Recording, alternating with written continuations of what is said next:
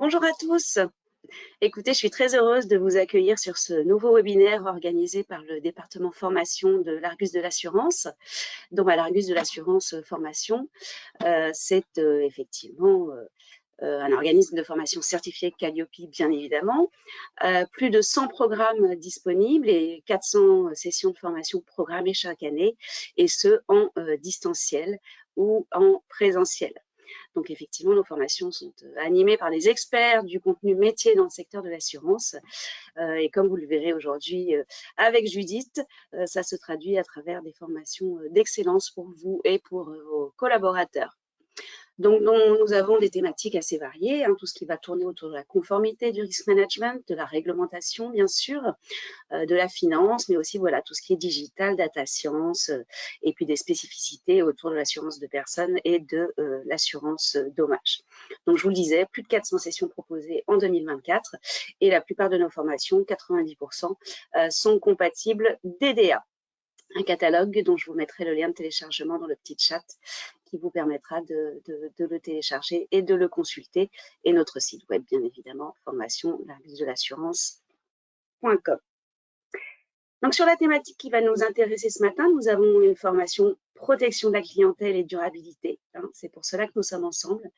Donc, un stage qui va vous permettre de cerner les principales lois et directives qui régissent le secteur de l'assurance à ce sujet, d'appréhender et de vous approprier surtout les obligations qui en découlent et les impacts opérationnels qu'il va falloir vous approprier d'ici 2025. Les choses vont venir vite.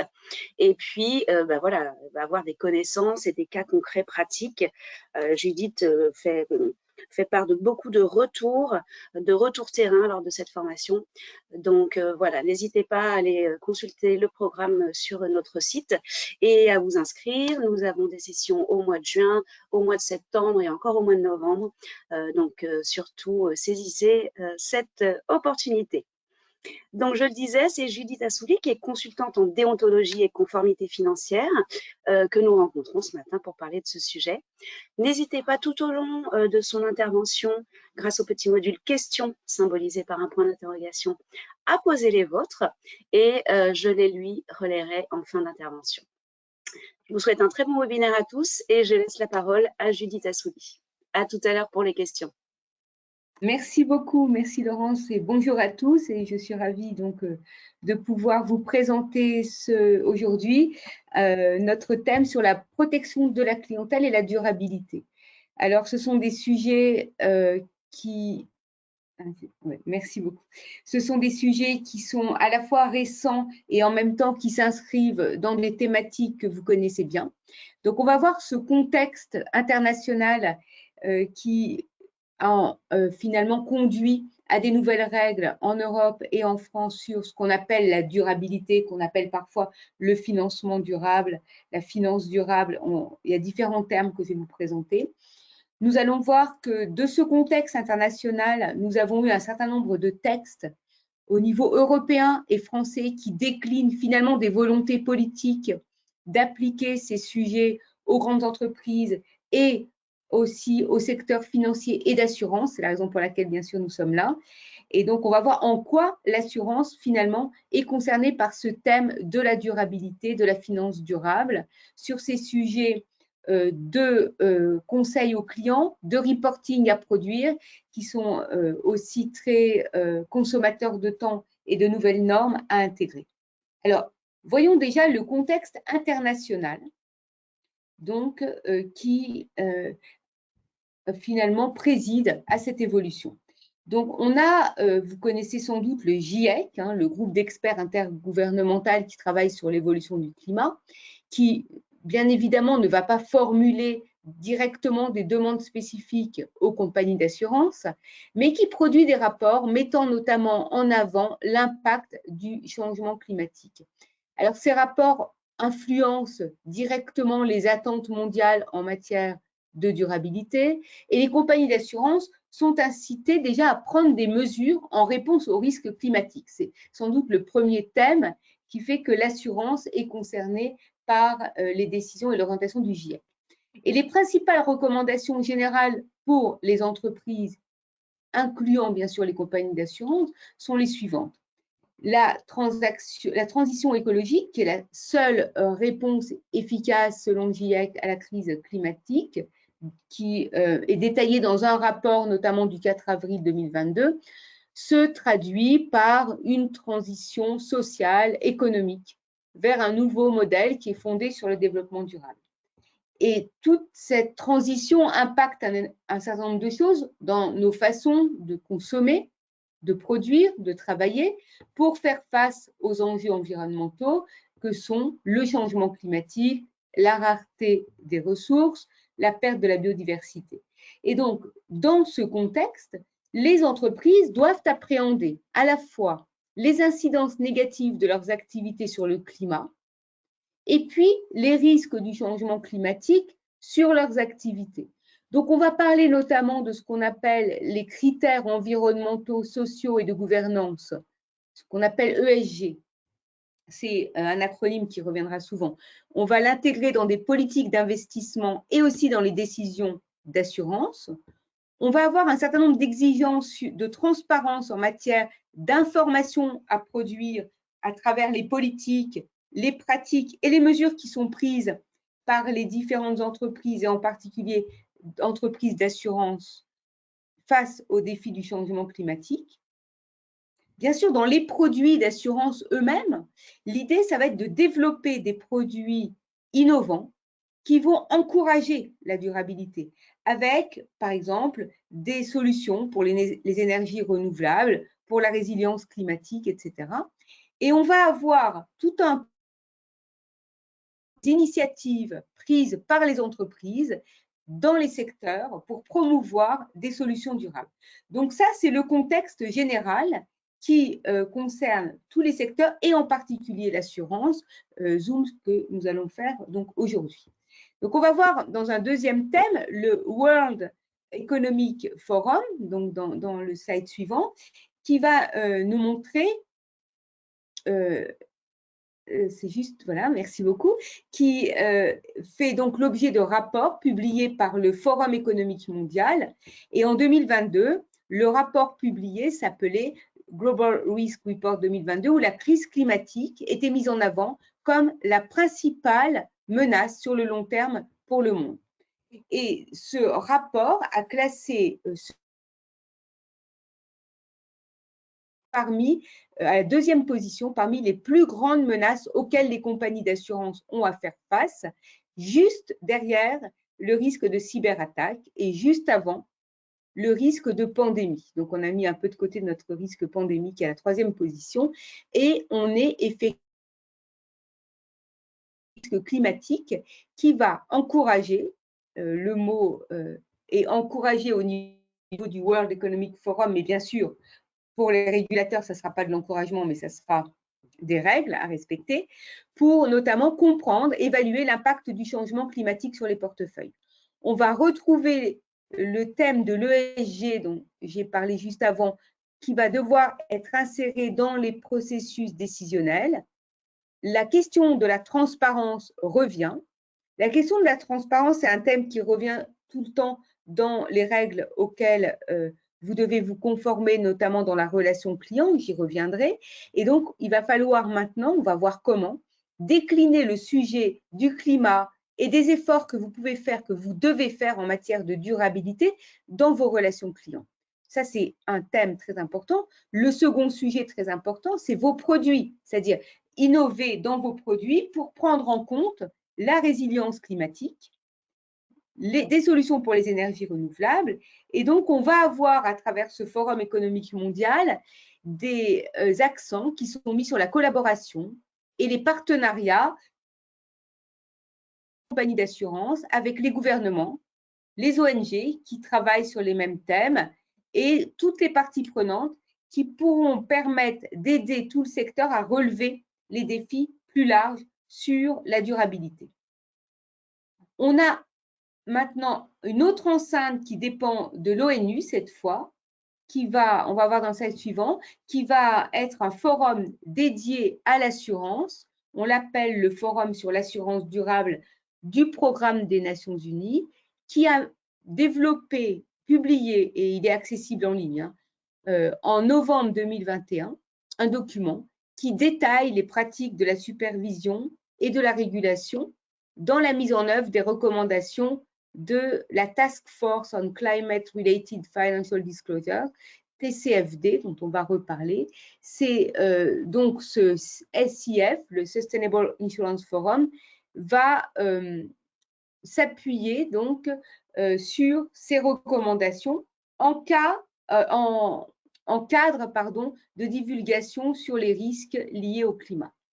Donc, on a ces 3 sujets, plus le G20, donc on voit dans le slide suivant, le G20, qui reconnaît que le changement climatique, lui aussi le reconnaît, donc vous voyez, il y a un consensus là-dessus, que le changement climatique, c'est un risque financier systémique pour l'économie mondiale.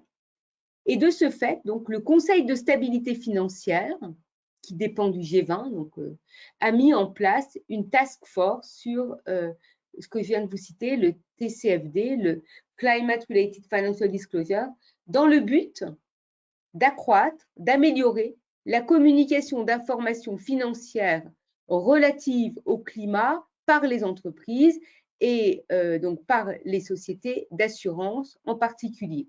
Et donc, on va avoir des thèmes récurrents sur les sujets de communication qui vont revenir, les thèmes étant la gouvernance, la stratégie, la gestion des risques, avec un certain nombre d'indicateurs clés. Et ces indicateurs clés, on va les retrouver au fond quand il s'agira de faire des reportings extra-financiers, dont je vais vous parler, ou quand il s'agira de mettre en place des indicateurs ESG pour communiquer, y compris à travers ce que font des entreprises, les chartes éthiques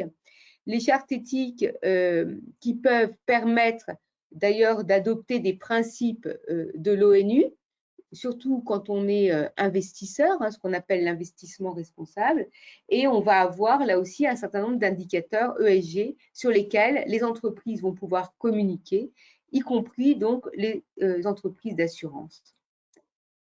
Au niveau européen, on le voit dans le slide suivant, on a un plan d'action qui décline en fait cet environnement international qui n'est pas une obligation d'un point de vue légal et réglementaire, mais qui est un engagement politique des pays. Et c'est la raison pour laquelle les pays européens qui participent aux enceintes internationales vont mettre en œuvre un plan d'action qui sera ensuite décliné, on va le voir, à travers des textes européens, comme des directives ou des règlements, et qui donneront lieu à des dispositions légales et réglementaires au niveau des pays. Donc, l'objectif de la Commission européenne, c'est d'organiser la contribution de tout le secteur financier européen vers cette économie bas carbone. Et donc, les objectifs de l'Union européenne pour 2030 nécessitent, comme vous le voyez, 180 milliards d'euros d'investissements supplémentaires pour arriver à réduire les émissions de gaz à effet de serre de 40%, comme ça a été décidé lors du sommet de Paris. Donc, on a un certain nombre de groupes de travail qui ont été mis en place. Là, cette fois, je parle dans le secteur de l'assurance. On a l'EIOPA, qui est l'autorité européenne en charge des mutuelles et de l'assurance, qui a mis en place un groupe de travail sur la finance durable dès octobre 2018. Donc, vous noterez que le terme finance durable s'applique aussi à l'assurance et pas seulement aux banques. Et donc, ce groupe a fait un premier rapport, un premier avis pour la Commission européenne le 30 avril 2019, qui a conduit notamment à faire des amendements aux directives, aux règlements délégués des directives Solvabilité 2 et DDA, dont je vais reparler bien évidemment. L'objectif de ces amendements, c'est de prendre en compte les sujets environnementaux dans la réglementation prudentielle et dans la protection du consommateur et dans le secteur de l'assurance. Donc maintenant, on va voir quels sont ces textes sur la durabilité. Alors, on a donc les textes au niveau européen et dans l'environnement français. Au niveau européen, on a plusieurs thèmes. On a le règlement taxonomie, on a le règlement SFDR, la directive CSRD et très récemment des normes qui organisent le reporting qu'on appelle des normes ESRS, dont je vais reparler. Et on a un nouveau règlement délégué Solvabilité 2. Alors, pourquoi ces textes sont au niveau européen, on ne va pas forcément les retrouver au niveau français, parce que les règlements européens s'appliquent directement au pays, alors que les directives, comme la directive CSRD, nécessitent une transposition. En France, on va avoir la loi Pacte qui traite de ces sujets, DDA qui a un certain nombre d'amendements que je vais présenter rapidement, et on a une loi Transition énergétique et énergie-climat qui va prendre en compte ces sujets. Donc, on a pléthore de textes, ce qui d'ailleurs explique pourquoi nous avons donc choisi de les intégrer dans cette formation, parce qu'il y a beaucoup à savoir, à comprendre et à articuler.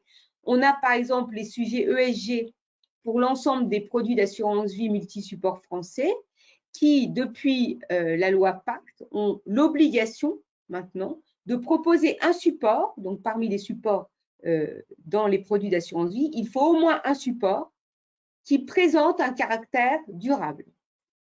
On a donc, dès décembre 2015, la plupart des assureurs et des gestionnaires d'actifs ont commencé à intégrer des critères ESG dans leur politique d'investissement, mais l'article 29 de la loi énergie-climat de 2019, qui est présenté là, vise aussi à renforcer et à approfondir ces éléments qui ont déjà été mis en œuvre à travers les critères ESG. Et d'ailleurs, il faut savoir que la loi climat de 2019 a inspiré le règlement SFDR dont on va reparler. Alors, je vais entrer un peu dans le détail, mais bien sûr, rapidement, puisque il ne s'agit pas là de tout vous expliquer, mais que vous voyez un peu comment ça s'articule, ces différentes règles. Donc, quand on parle du règlement taxonomie de 2020, de quoi est-il question? En fait, c'est un texte qui va fixer des objectifs environnementaux visant l'atténuation du dérèglement climatique, l'adaptation à ce dérèglement, la protection et l'utilisation durable des ressources aquatiques et marines, la transition vers une économie circulaire, la prévention et la réduction de la pollution, et enfin, la protection et la restauration de la biodiversité. Donc, la taxonomie, c'est-à-dire, taxonomie, c'est un classement hein, avec ces critères. La taxonomie verte européenne va se concentrer sur la classification des activités économiques durables. Alors qu'on va voir que le règlement SFDR va se concentrer sur la transmission d'informations sur la durabilité. Là, il s'agit de classer, d'accord, les activités éligibles à la taxonomie européenne. Et en fait, on voit qu'en 2022, on avait 12,5% des actifs gérés qui relevaient de cette taxonomie, soit 244 milliards d'euros. Alors, pour être plus concret, on va voir dans le slide suivant la réglementation SFDR. Donc, ce règlement concerne la publication d'informations sur la durabilité dans le secteur des services financiers. On l'appelle parfois le règlement de disclosure. Et donc, ce règlement impose de nouvelles règles de transparence pour les assureurs et donc sur les produits financiers durables. C'est quoi un produit financier durable? C'est des produits qui vont promouvoir des caractéristiques environnementales ou sociales dont au moins l'une des options est dite durable. On appelle ça parfois l'article 8. On dit que c'est des produits article 8, SFDR. Donc, dans les fonds des assureurs vie, on en a 92% aujourd'hui qui ont été qualifiés comme article 8. Et donc, les produits sont aussi définis, article 9, quand ils ont une incidence positive sur l'environnement et la société. Le premier, donc, promeut, le second a une incidence. Et donc, les assureurs doivent aujourd'hui publier dans la documentation précontractuelle et dans les rapports périodiques des informations sur la durabilité des produits conçus ou mis à disposition. Donc, on voit aujourd'hui que la quasi-totalité des assureurs du panel ont lancé des programmes de formation à leurs réseau de distribution sur les 3 dernières années sur ces sujets de durabilité. Voyons maintenant la loi énergie-climat. Donc, la loi énergie-climat, l'état des lieux, c'est que, comme je vous disais, l'article 29 de cette loi demande aux assureurs d'évaluer les risques dans leur portefeuille d'investissement. Et pour faire cela, ils doivent analyser donc les risques et prendre des décisions d'investissement de façon à limiter les impacts financiers liés au dérèglement climatique dans leurs actifs. Donc, l'ACPR aujourd'hui veille au respect des dispositions prévues par ces réglementations et en particulier, on va retrouver des terminologies qu'on retrouve toujours dans la communication aux investisseurs, c'est-à-dire donner aux investisseurs et aux clients des informations claires, exactes et non trompeuses. Et au-delà de ça, depuis 2023, il s'agit de publier un rapport sur la politique relative aux risques en matière de durabilité. Donc, ce rapport doit être publié avant le 30 juin de chaque année maintenant. Alors maintenant, en quoi la CPR et on va le voir dans le slide suivant, est intéressée par la finance durable? Eh bien, en fait, la CPR a publié notamment un plan type à respecter dans les publications faites par les assureurs. La CPR a fait un rapport extrêmement intéressant qui est public, hein, là, qui est sorti cette année, dont vous voyez la couverture là, sur la loi énergie-climat. Et en une phrase, l'idée est que les assureurs doivent poursuivre leur progrès. Bien sûr, ça n'est pas étonnant puisqu'on est encore dans des règles nouvelles et qui nécessitent plus de connaissances de la part donc, des assureurs. Et quand je dis assureurs, c'est au sens large, hein, évidemment, assurance, mutuelle et tout le secteur, prévoyance. Et donc, l'idée, c'est de se mettre en conformité en respectant notamment les bonnes pratiques publiées par la CPR à travers des recommandations, notamment une recommandation de 2019, et dans les publicités dont la CPR assure une veille, il s'agit aussi d'être extrêmement rigoureux sur les éléments concernant la durabilité. J'ai juste un exemple qui me vient en tête. La CPR avait noté que certaines publicités étaient faites en vert couleur du développement durable et pouvaient induire le consommateur ou le client en erreur si le contenu n'était pas en fait propice à travailler sur la durabilité. Donc, ce genre de choses est contrôlé par la CPR sur le fond et sur la forme. Alors, regardons maintenant comment l'assurance est concernée directement par la finance durable. Déjà, les assureurs se sont engagés en 2005 à signer l'accord de Paris, hein, l'accord de Paris qui s'engage finalement à limiter le réchauffement climatique à 1,5% et la neutralité carbone avant 2050. Je vous ai dit que les assureurs ont commencé au début des années 2020 des démarches ESG dans leurs investissements. France Assureurs suit beaucoup ce sujet, publie des chiffres chaque année et nous indique que les placements verts sont en augmentation, malgré le fait que l'environnement n'est pas encore favorable à tout ça parce qu'il y a beaucoup d'efforts à faire encore. Donc, il y a 12,5% des actifs investis dans des activités éligibles à la taxonomie, c'est ce que je vous ai dit tout à l'heure.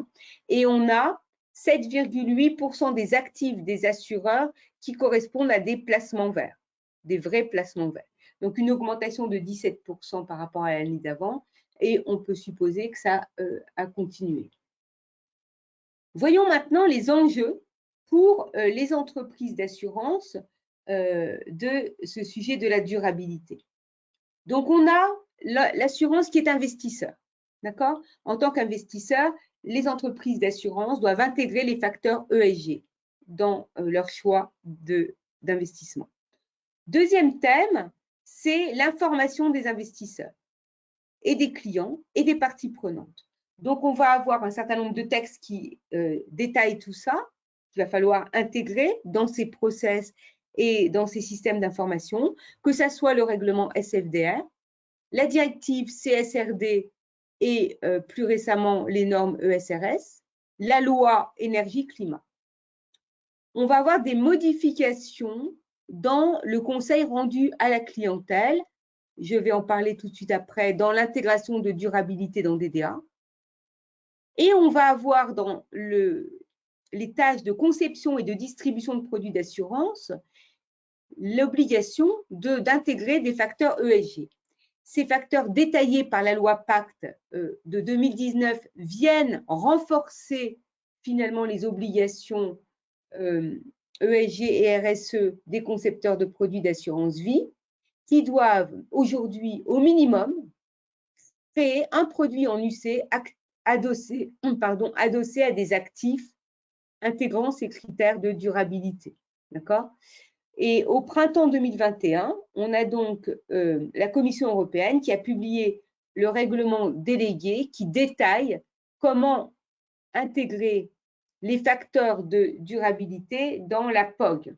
D'accord ? Donc, on a tous ces textes dont il faut analyser le contenu et voir les implications.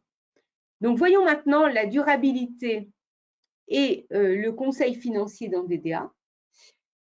Donc là, clairement, il y a un changement à prendre en compte d'un point de vue opérationnel, d'un point de vue des pratiques de la distribution. Premièrement, il faut intégrer dans le questionnaire client des questions pour connaître les préférences individuelles en matière de durabilité. Le conseil en assurance vie doit intégrer les préférences clients sur la durabilité. Donc, on va mettre ça en place dans l'adéquation, la fameuse adéquation dans le conseil rendu aux clients pour répondre aux objectifs, donc avoir les produits qui permettront de répondre aux demandes des clients. Il va falloir expliquer la distinction entre les produits d'investissement fondés sur l'assurance qui répondent aux critères du règlement taxonomie et SFDR et ou alors qui prennent en compte les impacts négatifs sur la durabilité. Alors, on a des indications et des orientations de l'EIOPA pour nous aider à mettre en place ce questionnaire. Et donc, tout ça, bien sûr, est expliqué et présenté à travers des cas dans la formation, puisqu'il s'agit de voir comment faire pour mettre en place la demande du client dans son obligation de conseil. Par exemple, si le produit d'investissement qui est fondé sur l'assurance ne correspond pas aux préférences du client en matière de durabilité, mais qui veut néanmoins y souscrire, il faudra garder trace de l'enregistrement de la décision du client et des motifs de cette dernière. Dernier thème que nous allons aborder maintenant, c'est les reporting en durabilité. Alors là, on en a un certain nombre. Les obligations de reporting liées à la taxonomie, les obligations de transparence liées au règlement SFDR, les informations extra-financières sur la durabilité à travers la directive CSRD et les normes SRS, et enfin, quelques changements liés à Solvabilité 2 et donc qu'on va retrouver dans les ORSA. Alors, voyons maintenant le règlement SFDR. Donc, les organismes d'assurance vie et de retraite professionnelle supplémentaires ont dû publier pour la première fois en 2023 une déclaration sur les incidences négatives des décisions d'investissement sur les facteurs de durabilité. Et donc, on a un certain nombre de détails qui sont donnés sur la façon dont il faut communiquer là-dessus. Je vous rappelle que l'objectif de SFDR, c'est d'harmoniser et de renforcer les obligations de transparence pour ceux qui commercialisent des produits financiers. Donc, on va avoir en particulier, bien sûr, l'assurance vie qui est concernée. Dans le slide suivant, on parle des reporting de durabilité au titre de CSRD. Donc, CSRD, c'est la directive sur le développement durable qui a été publiée en décembre 2022, qui s'applique début 2025 sur les données de 2024. Donc, évidemment, il faut être prêt parce que qui dit que ça s'applique en 2025 dit qu'il faut avoir organisé son système d'information dès 2024 pour avoir les données nécessaires en 2025. Et donc, l'adoption de ce texte vise à harmoniser le reporting extra-financier fait par les entreprises en Europe. Le 31 juillet 2023, la Commission européenne a publié le fameux règlement délégué qui s'appelle ESRS. Donc, c'est des normes qui vont définir un langage commun pour que les entreprises européennes puissent communiquer sur les sujets de durabilité. Alors, qui doit faire ça? Qui est dans le scope de CSRD? Ce sont toutes les entreprises de plus de 250 salariés qui dépassent deux critères parmi ceux que je vais vous dire, de 25 millions d'euros de bilan ou 50 millions d'euros de chiffre d'affaires. Donc, CSRD va demander un reporting opérationnel à travers les normes ESRS. Donc, un nouveau rapport sur la durabilité avec des reportings qui nécessitent un certain nombre de critères qui vont être fondés sur ce qu'on appelle la double matérialité. Ce sont toutes les choses qu'on aborde, bien sûr, dans la formation en détail. On rentre dans un niveau de détail pour expliquer tout ça. Alors, dernier sujet, c'est Solvabilité 2. Donc, Solvabilité 2, vous savez que ça fait un certain nombre de temps, depuis 2016, que vous publiez des ORSA que vous envoyez donc au régulateur. Et là, l'idée, c'est que dans l'ORSA, avec la mise à jour de Solvabilité 2, on va prendre en compte l'impact des activités financières des organismes sur le changement climatique, notamment à travers les investissements. Et donc, la transition écologique est accompagnée par les assureurs qui vont pouvoir sélectionner leurs risques, comme vous le voyez, là, les risques qui sont sur la colonne de gauche, et pourront même refuser de souscrire un contrat avec une entreprise qui n'intègre pas une politique de lutte contre le dérèglement climatique. Donc là, les enjeux sont de taille puisqu'on va intégrer les risques de durabilité dans la politique interne de gestion des risques et dans la politique de rémunération. Voilà, donc finalement, en conclusion, je dirais que se former sur ces sujets pour se mettre en conformité, c'est avoir les clés pour pouvoir modifier ces reportings extra-financiers, pour savoir comment adapter les conseils aux clients et organiser ces systèmes d'information, pour pouvoir mener et reporter des actions ESG dans les produits d'assurance et savoir comment bien informer ses clients. Voilà, je suis à votre disposition si vous avez des questions. Merci beaucoup, Judith, pour cet exposé dont on se rend compte qu'il va quand même véritablement quelque part changer le métier de l'assureur, changer ses relations avec les clients, et puis un certain nombre de choses aussi dans ce qu'il a à faire sur tout ce qui est reporting, preuves, etc. Ce sont quand même des impacts qui sont importants. Absolument. C'est considérable. J'avais envie de dire que tout ça a été initié par un premier mouvement sur lequel moi je travaille depuis pas mal d'années, c'est les chartes éthiques. C'est-à-dire qu'on a déjà en tant qu'investisseur, les compagnies d'assurance ont déjà, pour la plupart, comme on l'a vu tout à l'heure, pris en compte le sujet de l'ESG, c'est-à-dire des bonnes pratiques finalement dans le développement durable, à travers le choix de leurs investissements et même à travers leurs propres pratiques comme entreprise, c'est-à-dire dans leur comportement eux-mêmes, que ce soit pour les salariés, pour la direction, ils ont pu déjà faire des actions où, par exclusion, on n'investit plus dans tel ou tel secteur, d'accord? Ou alors, au contraire, on choisit, alors on a déjà des entreprises de notation éthique comme Novetic ou autres qui travaillent là-dessus, on va choisir d'investir dans des sociétés qui ont déjà des actions positives sur le climat. Alors, on est comme ça dans une dynamique qui est, comme souvent, un thème qui est très général où on part d'initiatives volontaires vers donc une pression un peu politique qui finit par se traduire par des exigences légales et réglementaires très précises. Et c'est là où on est aujourd'hui. Donc, on ne peut plus tellement se dire j'y vais pas. Je veux dire, chacun doit être prêt pour faire face à ces demandes des régulateurs. Alors, vous le disiez, hein, l'échéance c'est 2025. On est déjà à mi-2024. Est-ce que les assureurs ont déjà bien avancé? Est-ce qu'on a des statistiques, des chiffres là-dessus? Alors, j'aimerais bien avoir des statistiques, il n'y en a pas encore, mais je peux vous dire que je commence à être de plus en plus sollicitée depuis, je dirais, la fin de l'année dernière sur ces sujets, d'accord? Donc, les assureurs et les mutuelles s'intéressent beaucoup au reporting, mais aussi à cette relation client qui change. Parce qu'on a aussi, il faut savoir que nos clients, vos clients, eux-mêmes sont dans cet environnement qui évolue et se préoccupent de ces sujets à titre individuel ou dans l'entreprise dans laquelle ils sont. Et donc, c'est des questions qu'ils vont poser à tous leurs experts, aux professionnels avec qui ils travaillent, à leurs banquiers et à leurs assureurs. Donc, c'est sûr que j'ai de plus en plus de demandes. Et cette question du reporting extra-financier fait que là, oui, on a de plus en plus de demandes dans le secteur parce que les assureurs savent qu'ils doivent s'organiser en interne pour adapter leur système d'information.